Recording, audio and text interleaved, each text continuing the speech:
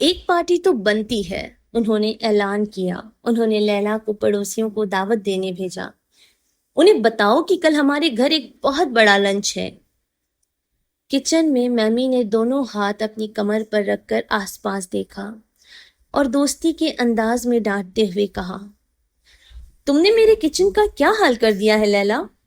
وہ ہر چیز الگ جگہ پر رکھی ہے۔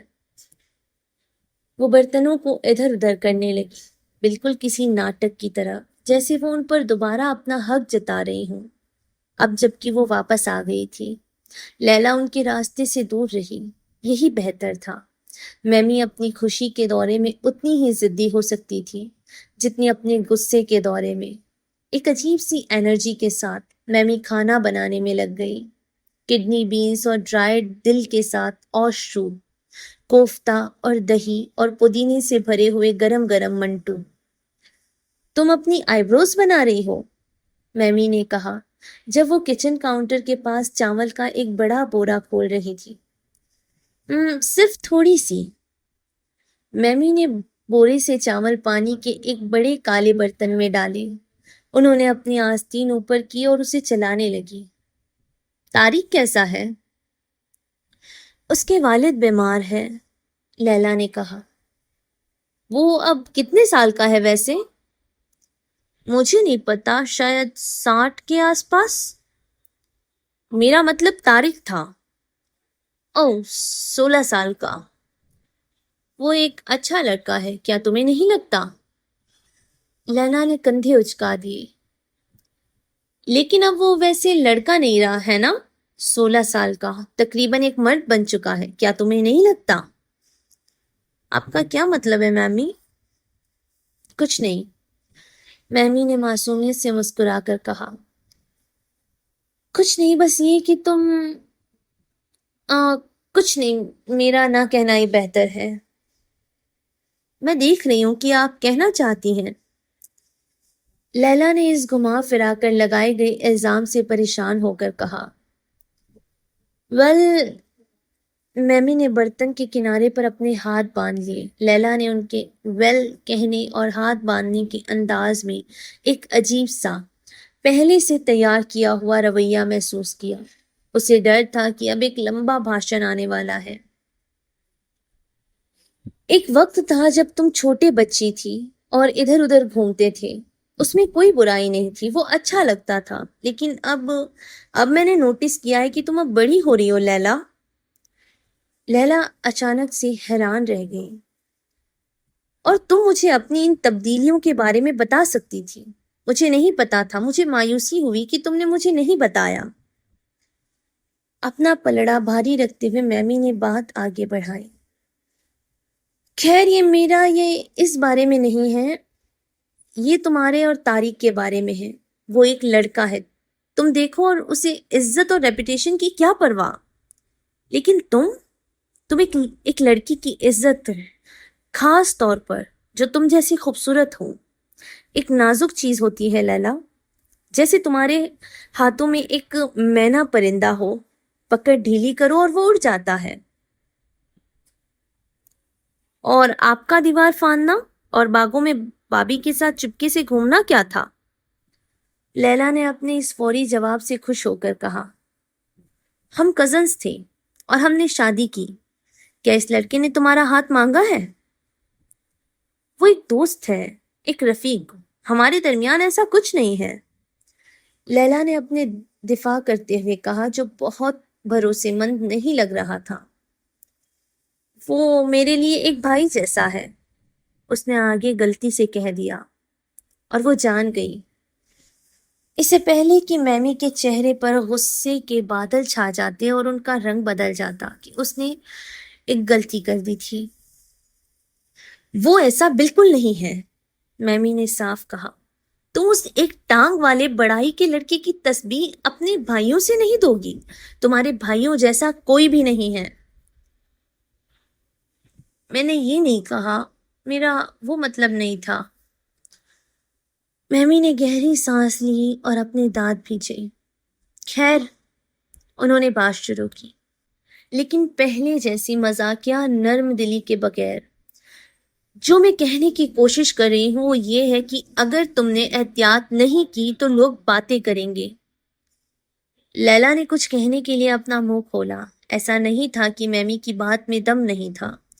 لیلا جانتی تھی کہ طارق کے ساتھ سڑکوں پر معصومیت سے گھومنے کے دن گزر چکے تھے۔ کچھ وقت سے لیلا نے اچانک ایک عجیب سا بدلاؤ محسوس کیا تھا جب وہ دونوں پبلک میں ساتھ ہوتے تھے۔ لوگ انہیں گھورتے تھے، ان پر نظر رکھتے تھے اور سرگوشیاں کرتے تھے، جو لیلا نے پہلے کبھی محسوس نہیں کیا تھا، اور وہ اب بھی محسوس نہ کرتی اگر ایک سب سے بڑا سچ نہ ہوتا۔ وہ طارق کی محبت میں گرفتار ہو چکی تھی، پوری طرح اور دیوانہ وار۔ جب وہ پاس ہوتا تو وہ خود کو روک نہیں پاتی تھی اور اس کے خیالوں میں کھو جاتی تھی۔ رات کو بستر پر لیٹے ہوئے وہ ان کے درمیان ایک خوبصورت قربت کا تصور کرتی اور اسے ایک سکون اور گرمی کا احساس اپنے پورے جسم میں پھیلتا ہوا محسوس ہوتا، یہاں تک کہ اس کی گالیں شرم سے گلابی ہو جاتی۔ نہیں، میمی کی بات صحیح تھی، حقیقت میں ان کی سمجھ سے زیادہ صحیح۔ لیلا کو شک تھا کہ پڑوسیوں میں سے کچھ یا زیادہ تر لوگ پہلے ہی اس کے اور طارق کے بارے میں باتیں کر رہے تھے۔ لیلا نے لوگوں کی عجیب مسکراہٹیں دیکھی تھی اور وہ پڑوس کی ان سرگوشیوں سے واقف تھی کہ وہ دونوں ایک کپل ہیں۔ مثال کے طور پر پرسوں وہ اور طارق سڑک پر ساتھ چل رہے تھے جب وہ رشید موچی کے پاس سے گزرے، جس کے ساتھ اس کی برقع پہنے ہوئے بیوی مریم بھی تھی۔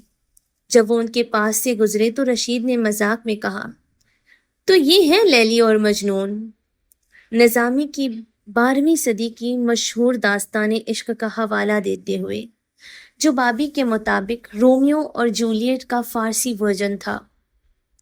حالانکہ انہوں نے یہ بھی بتایا کہ نظامی نے یہ داستان شیکسپیئر سے 4 صدی پہلے لکھی تھی۔ میمی کی بات صحیح تھی، لیکن جس بات نے لیلا کو دکھ پہنچایا وہ یہ تھا کہ میمی نے یہ کہنے کا حق نہیں کمایا تھا۔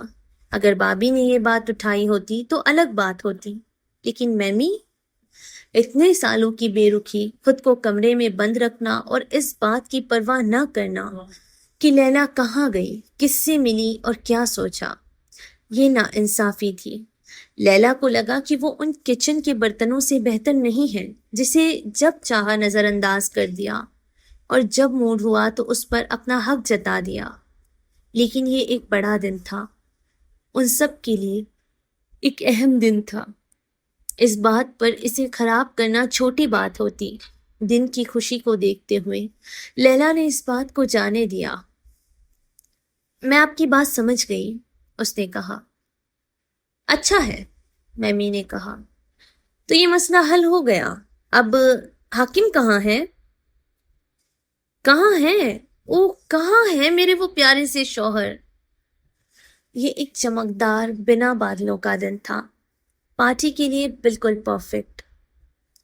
مرد شہن میں کمزور فولڈنگ چیئرز پر بیٹھے تھے، وہ چائے پی رہے تھے، سگریٹ پی رہے تھے اور بلند آواز میں مجاہدین کے پلان کے بارے میں باتیں کر رہے تھے۔ بابی سے لیلا کو اس کا خاکہ پتہ چلا تھا۔ افغانستان کو اب اسلامک اسٹیٹ آف افغانستان کہا جاتا تھا، ایک اسلامک جہاد کونسل جسے پشاور میں کئی مجاہدین فیکشنز نے مل کر بنایا تھا، 2 مہینے تک معاملات کو دیکھے گی، جس کے سربراہ صیغت اللہ مجاددی ہوں گے۔ اس کے بعد ربانی کی سربراہی میں ایک لیڈرشپ کونسل لائے گی جو 4 مہینے تک نظام سنبھالے گی۔ ان 6 مہینوں کے دوران ایک لویا جرگہ بلایا جائے گا جو کہ لیڈرز اور بزرگوں کی ایک بڑی کونسل ہوگی، جو 2 سال کے لیے ایک انٹرم حکومت بنائے گی جو آگے چل کر ڈیموکریٹک الیکشنز کروائے گی۔ ایک شخص ایک ٹیمپرری گرل پر لیمب کے کباب کی سیخوں کو ہوا دے رہا تھا۔ بابی اور طارق کے والد ناشپتی کے پرانے درخت کے سائے میں شطرنج کھیل رہے تھے، ان کے چہرے سوچ میں ڈوبے ہوئے تھے۔ طارق بھی اس بورڈ کے پاس بیٹھا تھا، کبھی میچ دیکھتا تو کبھی پاس والے ٹیبل پر چل رہی سیاسی باتیں سنتا۔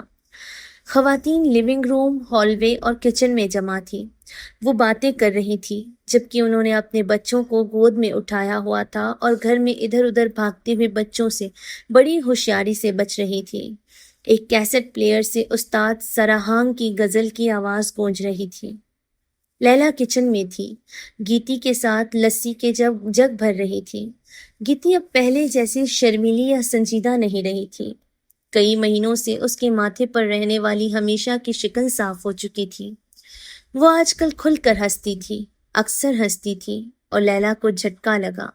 تھوڑا خوش مزاجی اور ادا کے ساتھ اس نے اپنی پرانی پونی ٹیلز چھوڑ دی تھی، اپنے بال بڑھنے دیے تھے اور ان میں سرخ ہائی لائٹس کروائے تھے۔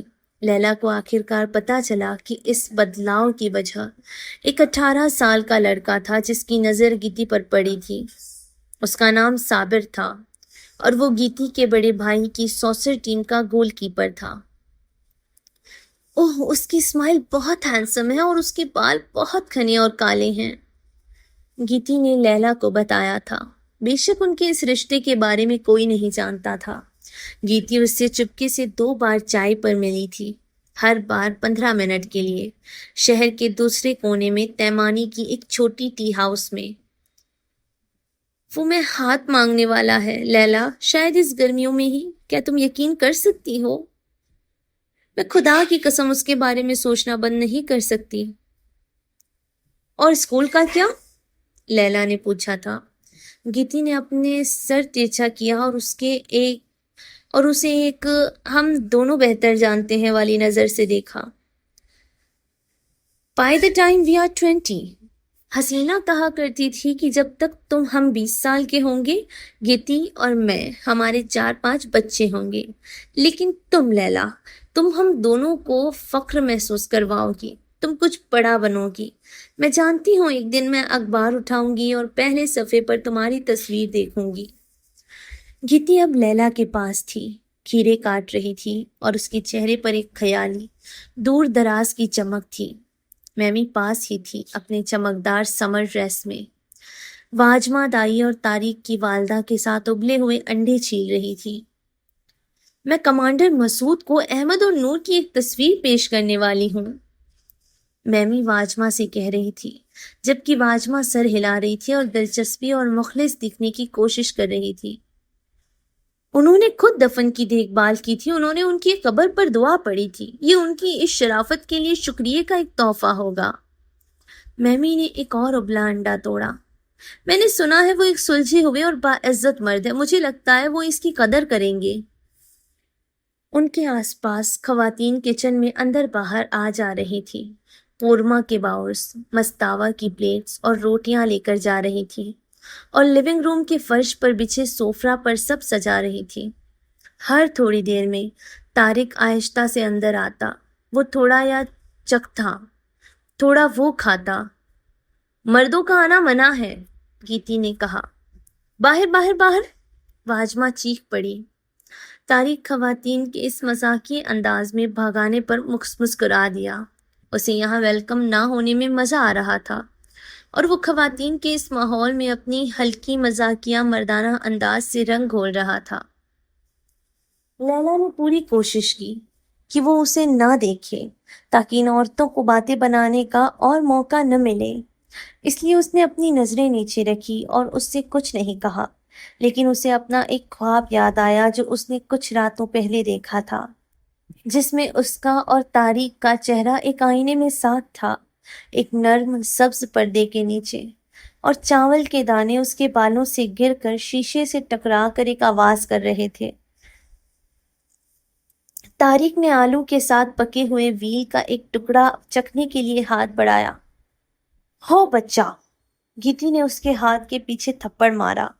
طارق نے پھر بھی اسے چرا لیا اور ہنس پڑا۔ وہ اب لیلا سے تقریباً 1 فٹ لمبا تھا، وہ شیو کرتا تھا، اس کا چہرہ پتلا اور زیادہ مردانہ تھا، اس کے کندھے چوڑے ہو گئے تھے۔ طارق کو پلیٹڈ ٹراؤزرز، کالے چمکدار لوفرز اور آدھی آستین کی شرٹس پہننا پسند تھا جو اس کے نئے میسکولر بازوؤں کو دکھاتی تھی، جو اس پرانے اور زنگالود باربلز کا نتیجہ تھے جسے وہ روز اپنے شہن میں اٹھاتا تھا۔